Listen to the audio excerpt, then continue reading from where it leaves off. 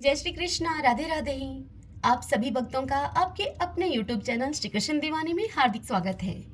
आज आप सुन रहे हैं वैशाख मास महात्म्य का 12वां अध्याय। सर्वप्रथम भगवान का स्मरण करते हुए आप सभी मेरे साथ बोलिए। शांताकारं भुजगशयनं पद्मनाभं सुरेशं विश्वदारं गगनसदृशं मेघवर्णं शुभांगं लक्ष्मीकान्तं कमलनयनं योगिभिद्रयानगमयं वन्दे विष्णुं भवभयहरं सर्वलोकैकनाथम्। ओम नमो भगवते वासुदेवाय।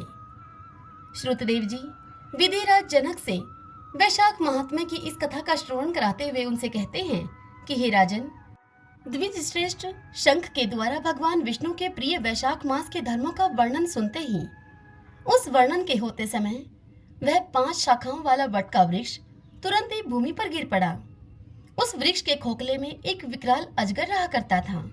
वह अजगर भी पाप योनि में उस शरीर को त्याग कर तत्काल ही दिव्य स्वरूप का हो गया और मस्तक झुकाकर शंख मुनि के सामने हाथ जोड़कर खड़ा हो गया। तदंतर व्याध के सहित शंख मुनि ने विस्मित होकर उस दिव्य योनि को धारण किए हुए उस शरभ से पूछा कि तुम कौन हो और तुम्हें यह दशा कैसे प्राप्त हुई थी।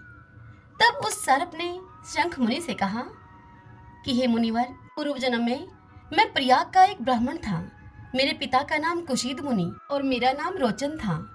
मैं धनाढ्य तथा अनेक पुत्रों का पिता और सदैव ही अभिमान से दूषित रहा करता था।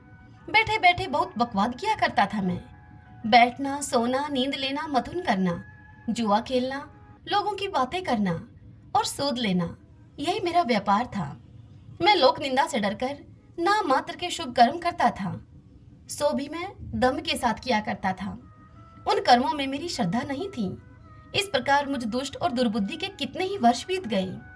तदंतर इसी वैशाख मास में जयंत नाम का एक ब्राह्मण प्रयाग क्षेत्र में निवास करने वाले पुण्य आत्मा द्विजों को वैशाख मास के धर्म सुनाने लगे। स्त्री, पुरुष, क्षत्रिय, वैश्य और शूद्र सहस्त्रों श्रोता प्रातःकाल स्नान करके अविनाशी भगवान विष्णु की पूजा के पश्चात प्रतिदिन जयंत नाम के उस ब्राह्मण से उसके द्वारा कही जाने वाली कथाएं सुनते थे। वे सभी पवित्र एवं मौन होकर उस भगवत कथा में अनुरक्त रहते थे। एक दिन की बात है, मैं भी कौतूहलवश एक दिन उसे देखने की इच्छा से श्रोताओं की उस मंडली में जाकर बैठ गया। मेरे मस्तक पर पगड़ी बंधी थी, इसलिए मैंने नमस्कार तक नहीं किया और संसारी वार्तालाप में अनुरक्त होकर कथा में मैं विघ्न डालने लगा। कभी मैं कपड़े फैलाता तो कभी किसी की निंदा करता मैं, और कभी मैं जोर से हंस पड़ता था। जब तक कथा समाप्त हुई तब तक मैंने इसी प्रकार से अपने समय को बिताया। तत्पश्चात दूसरे दिन सनिपात रोग से मेरी मृत्यु हो गई। मैं तपाए हुए शीशे के जल से भरे हुए हलाहल नरक में डाल दिया गया और 14 मनवंतरों तक वहीं पर पड़ा हुआ यातनाओं को भोगता रहा। उसके बाद 84 लाख योनियों में क्रमशः मैं जन्म लेता और मरता हुआ अब मैं इस समय क्रूर तमोगुणी सर्प होकर इस वृक्ष के खोखले में निवास करता था। हे शंख मुनि, सौभाग्यवश आपके मुखारविंद से निकली हुई अमृतमय कथा को मैंने अपने दोनों नेत्रों से सुना, जिससे कि तत्काल मेरे सारे पाप नष्ट हो गए। हे मुनि श्रेष्ठ, मैं नहीं जानता कि आप मेरे किस जन्म के बंधु हैं, क्योंकि मैंने कभी किसी का उपकार नहीं किया है, तो भी मुझ पर आपकी यह कृपा हुई। जिनका चित्त समान है, जो सब प्राणियों पर दया करने वाले साधु पुरुष हैं, उनमें परोपकार की स्वाभाविक प्रवृत्ति होती है। उनकी कभी किसी के प्रति विपरीत बुद्धि नहीं होती। आज आप मुझ पर कृपा कीजिए, जिससे कि मेरी बुद्धि धर्म में लगे। देवादिदेव उन भगवान विष्णु की मुझे कभी विस्मृति न हो और साधु चरित्र वाले महापुरुषों का सदा ही संग प्राप्त हो मुझे। जो लोग मद से अंधे हो रहे हैं, उनके लिए एकमात्र दरिद्रता ही उत्तम अंजन है।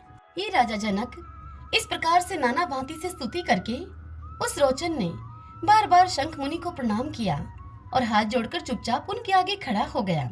सारी बात सुनकर शंख मुनि ने कहा कि हे ब्राह्मण, तुमने वैशाख मास और भगवान विष्णु का महात्म्य सुना है। इससे उसी क्षण तुम्हारा सारा बंधन नष्ट हो गया।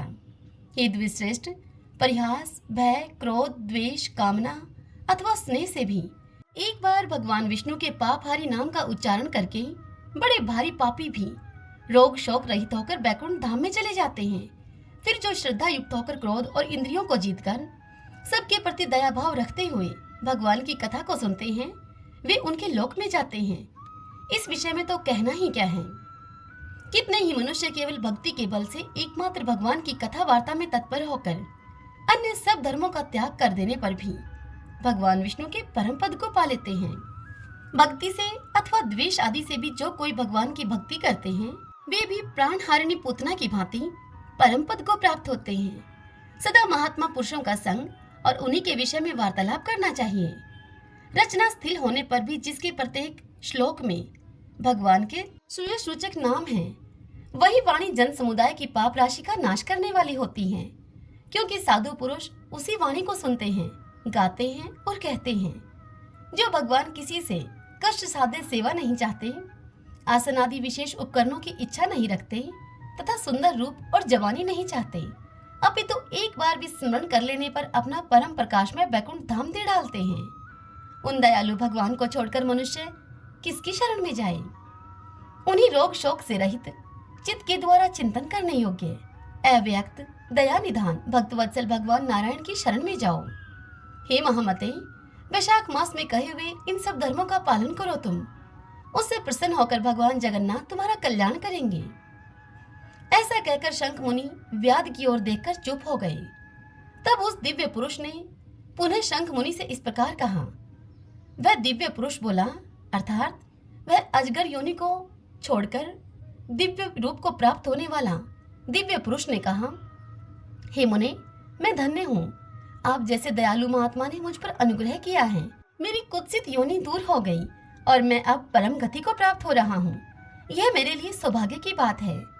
और यों कहकर वह दिव्य पुरुष, उस दिव्य पुरुष ने शंख मुनि की परिक्रमा की और उनकी आज्ञा लेकर वह दिव्य लोक को चला गया। तदंतर संध्या हो गई थी। व्याध ने शंख मुनि को अपनी सेवा से संतुष्ट किया और उन्होंने सायंकाल की संध्या उपासना करके शेष रात्रि व्यतीत की। भगवान के लीला अवतारों की कथा वार्ता के द्वारा रात व्यतीत करके शंख मुनि ब्रह्म मुहूर्त में उठे और दोनों पैर धोकर मौन भाव से तारक ब्रह्मा का ध्यान करने लगे।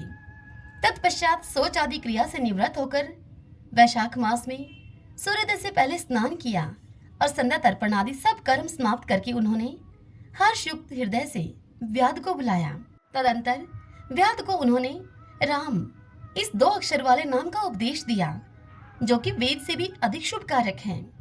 उपदेश देकर शंख मुनि ने व्याध से इस प्रकार कहा कि भगवान विष्णु का एक एक नाम भी संपूर्ण वेदों से अधिक महत्वशाली माना गया है। ऐसे अनंत नामों से अधिक है भगवान विष्णु का सहस्त्र नाम। उस सहस्त्र नाम के समान राम नाम माना गया है। इसलिए हे व्याध, तुम निरंतर राम नाम का जप करो और मृत्यु पर्यंत मेरे बताए हुए धर्म का पालन करते रहो। इस धर्म के प्रभाव से तुम्हारा वाल्मीकि में दूसरा जन्म होगा और तुम इस पृथ्वी पर वाल्मीकि ऋषि के नाम से प्रसिद्ध होगे। व्याध को ऐसा आदेश देकर मुनिवर शंख ने दक्षिण दिशा को प्रस्थान किया। व्याध ने भी शंख मुनि की परिक्रमा करके बार बार उनके चरणों में प्रणाम किया और जब तक वे शंख मुनि व्याध को दिखाई दिए तब तक वह व्याध उन्हीं की ओर देखता रहा। फिर उस व्याध ने अति योग्य वैशाख मास में बताए हुए धर्मों का पालन किया। जंगली कैत, कटहल, जामुन और आम आदि के फलों से राह चलने वाले थके मांदे पथिकों को वह भोजन कराता था। जूता, चंदन, छाता, पंखा आदि के द्वारा तथा बालू के बिछावन और छाया आदि की व्यवस्था से पथिकों के परिश्रम और पसीने का निवारण किया करता था वह व्याध। प्रातः काल ही स्नान करके दिन रात वह व्याध राम नाम का जप किया करता था। इस प्रकार धर्म अनुष्ठान करके वह दूसरे जन्म में वाल्मीकि का पुत्र हुआ। उस समय वह महायशस्वी वाल्मीकि के नाम से विख्यात हुआ। उन्हीं वाल्मीकि ने अपनी मनोहर प्रबंध रचना के द्वारा संसार में दिव्य राम कथा को प्रकाशित किया है, जो समस्त कर्म बंधनों का उच्छेद करने वाली है। हे मिथिलापते, देखो तो वैशाख का महात्म्य कैसा ऐश्वर्य प्रदान करने वाला है, जिससे कि एक व्याध भी परम दुर्लभ ऋषि भाव को प्राप्त हो गया। यह रोमांचकारी उपाख्यान सब पापों का नाश करने वाला है। जो भी इस उपाख्यान को सुनता है अथवा सुनाता है, वह पुनः माता के स्तन का दूध पीने वाला नहीं होता।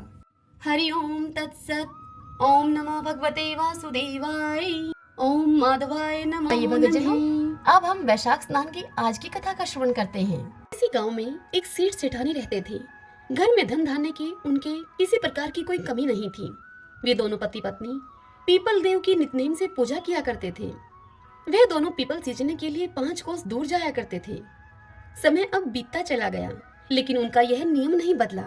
वह दोनों अब वृद्ध हो गए थे। उम्र बढ़ने के कारण अब वह पीपल सींचकर जब घर पर आते तो बहुत ही थक जाते और फिर घर आने के बाद उनसे कुछ काम भी नहीं हो पाता था। एक दिन सेठानी अपने पति से कहती है कि पीपल सींचकर आने के बाद इतनी थकान हो जाती है कि मैं घर का काम भी भली भांति नहीं कर पाती हूँ, जिससे कि घर का काम करने में मुझे देरी हो जाती है। अगर हमारे कोई संतान होती तो वह घर का काम कर लेती।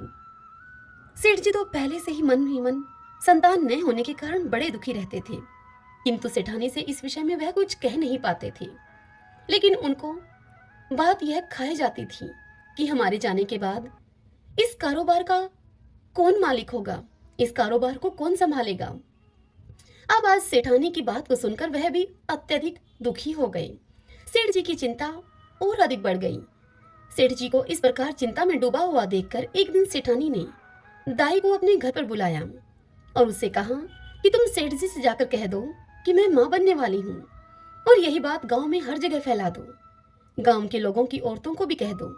अगर तुम ऐसा करोगी तो मैं तुम्हें बहुत अधिक धन दूंगी और 9 लखा हार भी दूंगी। दाई सेठानी की बात को सुनकर लालच में आ गई और फिर दाई ने वैसा ही किया जैसा कि सेठानी ने उसे करने के लिए कहा था। और फिर जब 6 महीने बीत गए तब सेठानी ने गोद भराई का कार्यक्रम रखा और फिर गांव में न्योता दिया गया। तत्पश्चात सेठानी ने दाई को फिर से बुलाया और उससे कहा कि मेरे 9वां महीना जब पूरा हो जाए तब तुम किसी के घर में भी बच्चा पैदा हो उस बच्चे को लाकर मेरे घर में रुला देना। तुम्हारे ऐसा करने से मैं तुम्हें बहुत अधिक धन दूंगी। दाई ने सेठानी के कहे अनुसार वैसा ही किया। जब सेठानी के 9 महीने पूरे हो गए तब दाई ने एक नवजात शिशु को सेठानी के घर में लाकर रुला दिया और फिर दाई ने यह ढिंडोरा पिटवा दिया कि सेठानी ने एक पुत्र को जन्म दिया है। तत्पश्चात 100 महीना पूरा होने पर सेठानी ने जलवा पूजन का कार्यक्रम रखा। उस कार्यक्रम में उसने पूरे गांव को बुलाया। जब जलवा चूड़े की रस्म होने लगी तब लोगों ने उससे पूछा कि तुम्हारा बच्चा कहाँ है सेठानी। तब सेठानी कहने लगी कि यह पूजा मैं कटार के साथ करूंगी, कुंवर सा को नजर लग जाएगी, इसीलिए उसे अभी बाहर नहीं निकालेंगे। और इसी प्रकार 5 से 6 साल बीत गए। गांव के किसी भी व्यक्ति या किसी भी औरत ने कुंवरसा को नहीं देखा था। फिर एक दिन सेठानी सेठ जी से कहती है कि मेरा बेटा पढ़ने के लिए काशी जी जाएगा। सेठानी की यह बात सुनकर सेठ जी उससे कहते हैं कि मैंने तो आज तक तेरे बेटे को ही नहीं देखा है, कहाँ है तेरा बेटा? जिस बेटे को मैंने आज तक नहीं देखा उसे काशी जी में कैसे भेजूंगा पढ़ने के लिए। यह सुनकर सेठानी बोली कि जैसा मैं बोल रही हूँ आप वैसा ही करिए। पूरे गांव में आप यह बात बता दीजिए कि हमारा बेटा काशी जी पढ़ने के लिए चला गया है। सेठ ने सेठानी के कहे अनुसार सारे गांव में ऐसा ही बोल दिया। अब ऐसे ही समय बीता गया। फिर एक दिन सेठानी सेठ जी से बोली कि हमारा बेटा अब 16 वर्ष का हो गया है, उसकी शादी करनी है। आप एक सुंदर सुशील कन्या को देखकर मेरे बेटे की शादी करवा दो और घर में बहू ले आओ। सेठानी की इस बात को सुनकर सेठ जी गुस्से में उससे बोले कि तुम क्यों मेरे बुढ़ापे पर मिट्टी फेंक रही हो? जिस बेटे को आज तक मैंने नहीं देखा उसके लिए मैं बहू कहां से लेकर आऊं? तब सेठानी सेठ से दोबारा बोली कि आप लड़की ढूंढो तो सही, मेरा बेटा आ जाएगा। सेठ जी के पास धन की तो कोई कमी थी नहीं। सेठानी के जोर देने पर सेठ जी ने मन में कुछ सोच विचार किया और फिर एक पोटली ली और उस पोटली में थोड़ा सा आटा डाला। पोटली को बांधने से पहले उन्होंने उस पोटली में सोने की कुछ मोहरें डाल दी और लड़की ढूंढने के लिए अब सेठ जी चल पड़े। चलते चलते वह एक गांव में पहुंचे जहां पर कुछ लड़कियां खेल रही थीं। सेठ जी अब थक गए थे और उन लड़कियों के खेल को देखने की इच्छा से वे उन लड़कियों के पास ही बैठ गए।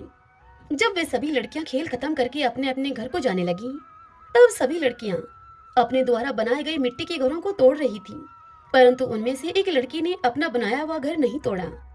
तब बाकी लड़कियां उसे कहने लगी कि तुमने अपना घर क्यों नहीं तोड़ा? तब वह लड़की बोली कि मैं अपना बनाया हुआ घर कभी नहीं तोड़ूंगी। फिर वह सभी लड़की अपने अपने घर चली गईं। सेठ जी वहां से उठे और उसी लड़की के पीछे पीछे चल दिए। सेठ जी को वह लड़की सियानी लगी। जिसने अपना घर नहीं तोड़ा था। सेठ जी को वह लड़की बड़ी ही बुद्धिमान लगी। अब चलते चलते सेठ जी उसी लड़की के घर के आंगन में पहुंच गए और वहीं आंगन में ही वहां बैठ गए सेठ जी और उस लड़की से कहने लगे कि बेटी, मैं 2 दिन से भूखा हूँ, क्या तुम मुझे खाना खिला दोगी? तब लड़की ने सेठ जी से कहा कि ठीक है। फिर लड़की घर के अंदर जाकर अपनी माँ से बोली। तब उसकी माँ उससे बोली कि बेटी, मैंने तो खाना खा लिया है, अब तो घर में खाने के लिए कुछ भी नहीं है, आटा भी नहीं है। लड़की ने यही सब जाकर बाहर उस बुजुर्ग व्यक्ति अर्थात उस सेठ जी से कह दिया। तब सेठ जी उस लड़की से बोले कि बेटी, आटा मेरे पास है, तुम यह आटा ले जाओ और मुझे खाना बना दो। सेठ जी ने वह पोटली उस लड़की को थमा दी। लड़की ने वह पोटली लाकर अपनी माँ को दे दी। माँ ने जब पोटली को खोलकर देखा तो उसमें सोने की 4 मोहरें भी हैं। तो उसने वह सभी मोहरें लड़की के हाथ में देकर उससे कहा कि बेटा, यह सोने की मोहरें उन्हें वापस देकर आओ।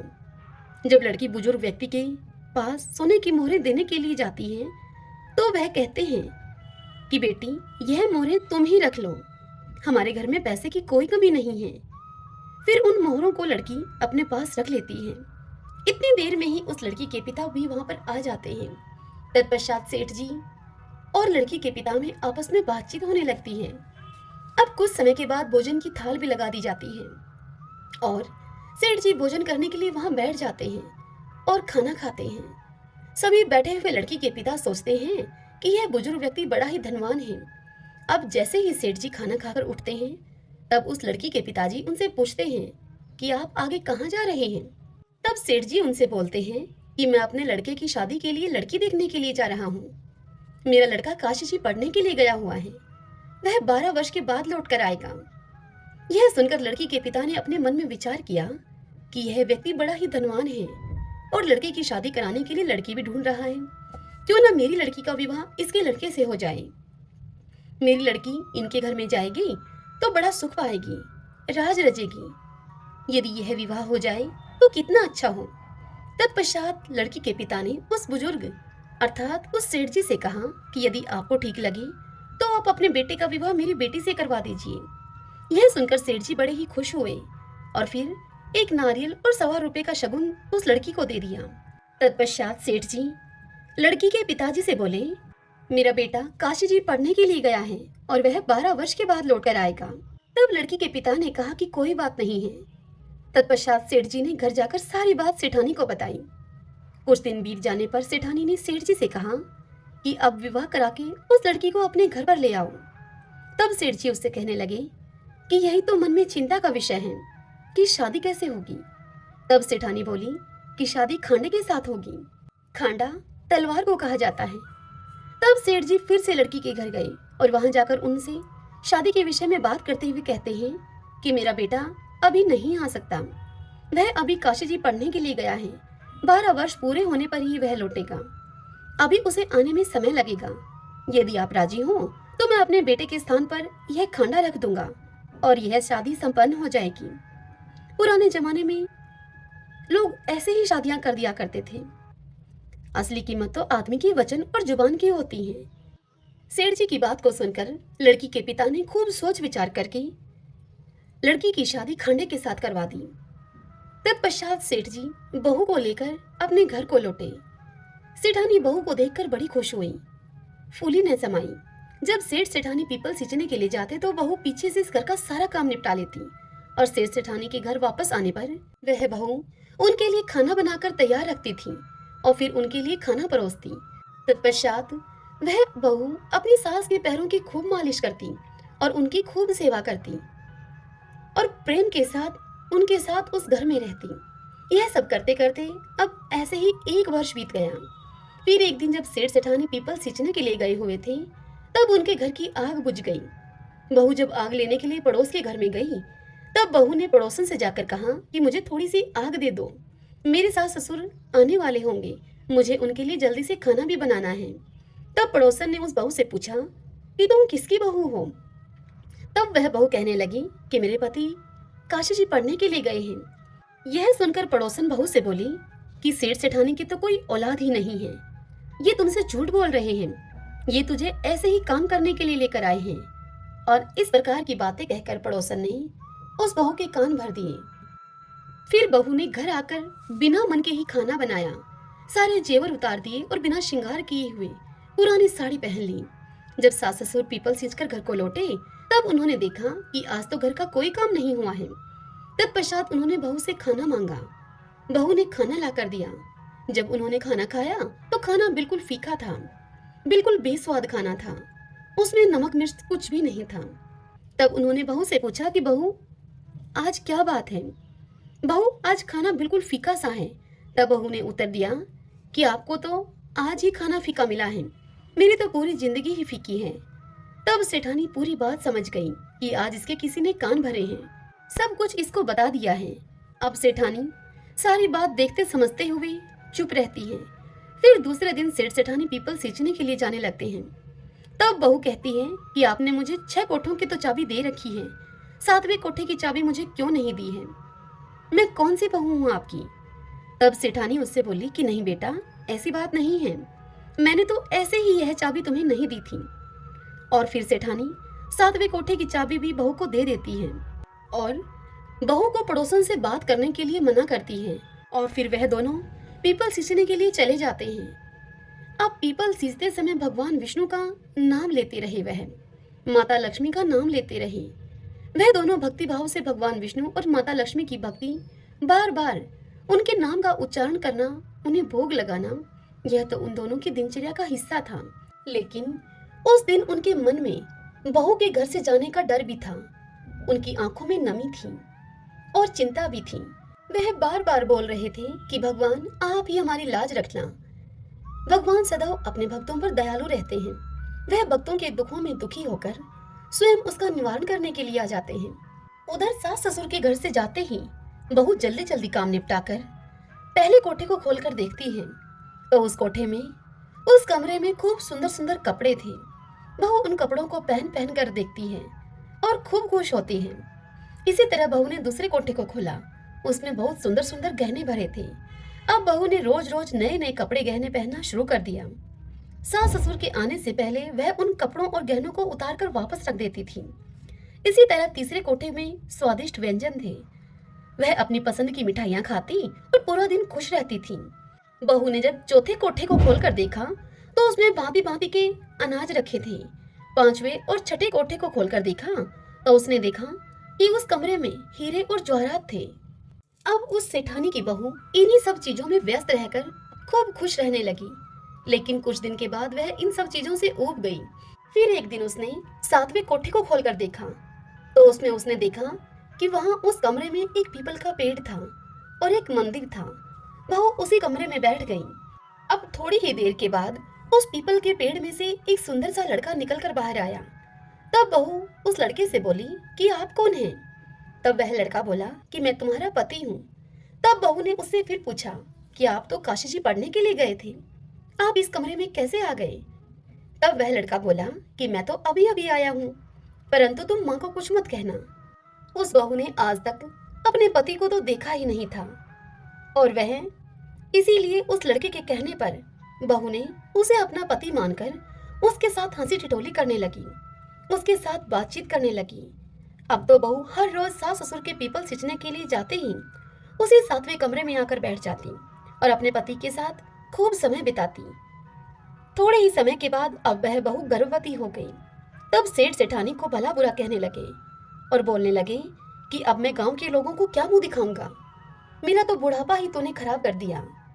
तब सेठानी बड़े प्यार से अपनी बहू से पूछती है कि बहू यह किसका बच्चा है? तब वह बहू सेठानी से बोली कि माँ यह आपके बेटे का है, वह काशी जी से अपनी पढ़ाई पूरी करके वापस लौट आए हैं। तब यह सुनकर सास ने कहा कि बहू तूने तो मुझे आज तक इस बारे में कुछ बताया ही नहीं। तब वह बहू बोली कि माँ जी आपके बेटे ने ही मुझे इस बारे में आपसे कुछ भी कहने के लिए मना किया था और मुझसे कहा था कि तुम माँ को कुछ मत बताना। तब सेठानी ने अपनी बहू से कहा कि कल जब तुम उससे मिलोगी तब उससे तुम कहना कि आपको मुझे 7वीं की चूड़ी पहनाने के लिए बाहर आना पड़ेगा। फिर बहू ने अगले दिन उस लड़की को यह सारी बात बता दी। तब लड़के ने कहा कि मैं जरूर आऊंगा। अब सास और बहू दोनों निश्चिंत हो गईं। 7वीं की चूड़ी पहनाने का कार्यक्रम रखा गया और पूरे गांव को बुलावा भेजा गया। उस कार्यक्रम में जब सारा गांव वहां पर उपस्थित था, बहू को वहां पर बिठाया गया। फिर क्या था, थोड़ी ही देर में वहां पर चर्चा होने लगी कि कहाँ है इनका बेटा, आज तक हमने तो कभी देखा नहीं है। तभी वहां पर 17-18 साल का एक नौजवान लड़का आया और बहू के पास आकर वह बैठ गया। गांव के सभी लोग उसे देखकर चौंक गए और उसे टकटकी लगाकर देखते ही रह गए और फिर कहने लगे कि यह लड़का तो कितना सुंदर है, यही कारण है कि सेठानी इसे छिपाकर रखती थी। तत्पश्चात कार्यक्रम जब पूरा हुआ, वह लड़का वापस जाने लगा। तब बहू ने उससे कहा कि आप कहाँ जा रहे हैं? तब वह लड़का बोला कि मुझे जाना पड़ेगा। जैसे ही वह लड़का 7वें कमरे में गया, बहू उसके पीछे पीछे गई। वह लड़का पीपल के पास पहुंचकर जैसे ही सांप की केचुली पहनने लगा, तब उस बहू ने तुरंत ही उस केचुली में आग लगा दी। आग लगने से लड़के के शरीर में अब जलन होने लगी। बहू ने लड़के के शरीर पर दूध डालकर उसकी जलन को शांत किया। फिर वह लड़का, बहू और सेठ सेठानी मिलकर एक साथ एक ही घर में रहने लगे। इस तरह उस लड़की के तेज भाग्य से सेठ सेठानी को अपना बेटा मिल गया। हे मेरे पीपल देवता, जैसी कृपा आपने उस लड़की और सेठ सेठानी पर की, वैसी ही कृपा आपकी यह कथा जो भी कहे, सुने, सुनाए और ओंकारा भरे, उन सब पर करना। तो आइए भगवान के इन नामों को 5 बार बोलते हुए संकीर्तन करते हैं। श्री कृष्ण गोविंदे हरि मुरारी, हे नाते नारायण वासुदेव। श्री कृष्ण गोविंदे हरि मुरारी, हे नाते नारायण वासुदेव। श्री कृष्ण गोविंदे हरि मुरारी, हे नाते नारायण वासुदेव। श्री कृष्ण गोविंदे हरि मुरारी, हे नाते नारायण वासुदेव। श्री कृष्ण गोविंदे हरि मुरारी, हे नाते नारायण वासुदेव। सभी बोलिए विष्णु भगवान की जय। श्री राधा कृष्णाभ्याम नमो नमः।